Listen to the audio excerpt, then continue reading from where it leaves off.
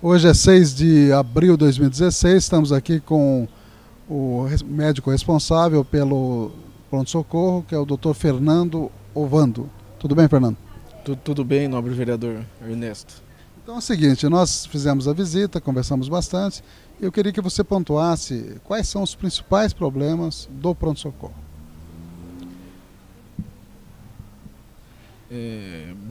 Bom dia, primeiramente, né? Como o Dr. Ernesto falou, eu sou médico aqui responsável pelo pronto-socorro, represento a empresa IFS, que é a empresa que ganhou o processo licitatório, né? Na última licitação que teve. De lá para cá a gente vem trabalhando em um conjunto com novos médicos e vem reformulando cada dia que passa o nosso quadro de corpo clínico, né?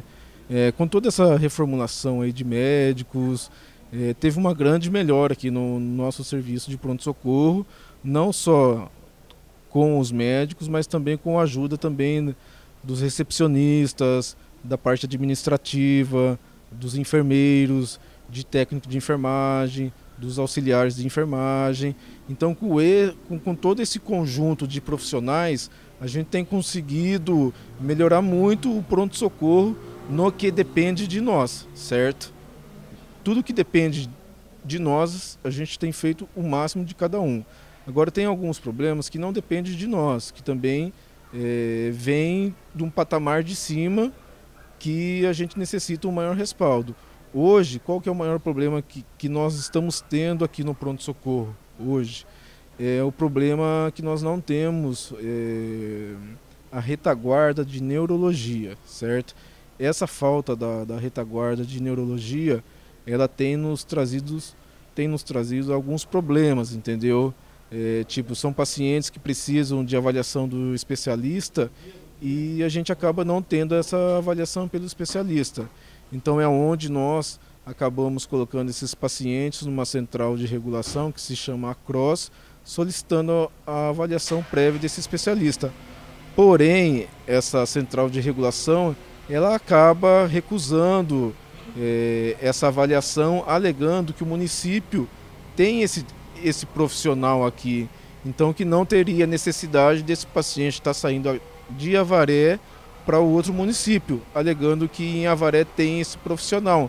Então, com esse problema, a gente acaba trazendo outros problemas para nós aqui. Então, como eu falei no começo, a gente empenha muito, a gente faz muito bem a nossa parte, como eu citei, desde o começo da abertura de ficha até chegar ao médico. Então, ela passa pelo recepcionista, passa pela triagem, passa pelo enfermeiro, passa pelo médico. Enquanto esse serviço, a gente não pode reclamar, está indo tudo muito bem. O único problema no momento é a falta do profissional da neurologia, que é o mais que é onde a gente está mais encontrando dificuldade no momento. Com relação às equipes, havia muita reclamação que as equipes não eram completas. Hoje as equipes estão atendendo o que determina o contrato?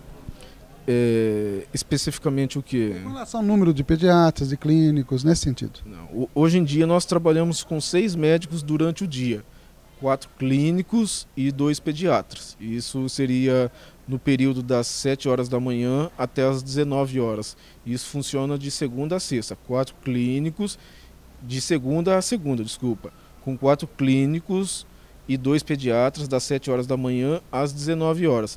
Após as 19 horas, às 7 horas da manhã, são 2 clínicos e 1 pediatra. Isso está sendo obedecido, né? Está sendo obedecido. Okay. Com relação à vaga zero, que era um problema bastante complicado, parece que está melhor ultimamente, né?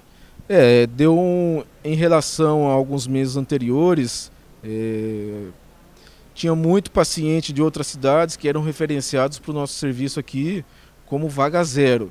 Após algumas reuniões com a Santa Casa, com o gestor administrativo do estado, diminuiu essa vaga zero. Hoje, praticamente, aqui é quase zero de vaga zero para nós aqui no pronto-socorro. Com relação a pagamentos, atraso de pagamento por parte da prefeitura, não tem acontecido? Não, isso não posso reclamar não, que para o pagamento nosso aqui praticamente está em dia. Está em dia, né? Tá em dia. E com relação a casos graves, tipo cardiológicos, por exemplo, tá sendo possível dar um atendimento adequado ou não? Nós fazemos o atendimento necessário para o paciente. A gente faz o primeiro atendimento, a gente, se necessita de leito de UTI, de vaga de UTI, a gente solicita pela CROSS. Se é um paciente que necessita de cateterismo, é feito cateterismo. Então, todo aquele paciente que entra aqui no pronto-socorro com o diagnóstico de IAM, ele sai com uma resolutividade do caso. Por mais que nós não tenhamos retaguarda de cardiologia aqui no pronto-socorro, mas o paciente que chega com um infarto aqui no pronto-socorro, ele sai com uma resolutividade. E nos pacientes que precisam da retaguarda que existe, como ortopedia, por exemplo, o atendimento, essa cobertura, não só da ortopedia como das demais, está sendo feita essa cobertura, né? Não só da ortopedia, mas como da cirurgia geral, como da vascular, como da clínica médica, como da pediatria, alguma outra especialidade que eu não tenha mencionado. O serviço está sendo feito diariamente, conforme a nossa necessidade. E a permanência na sala de observação tem reduzido o período ou ainda há casos que ficam mais com um período adequado, vamos dizer? Isso aí tem melhorado muito depois que foi implantado o médico interno na Santa Casa.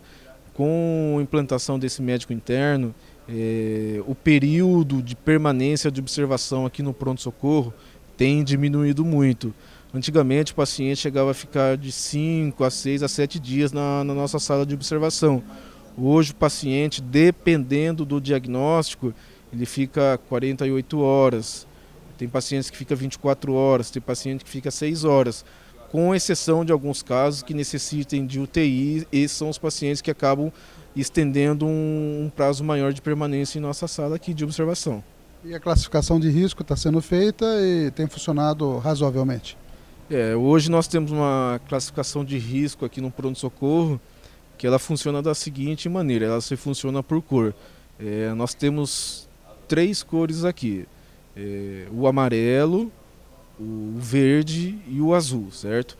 O amarelo é o paciente que necessita de um atendimento no máximo de 30 minutos, certo? Depois temos a classificação da cor azul, que seria o paciente que ele pode ter uma espera de até 120 minutos para ser atendido, né? E depois temos a cor azul. Essa cor azul é um paciente que pode estar esperando até 180 minutos para o seu atendimento.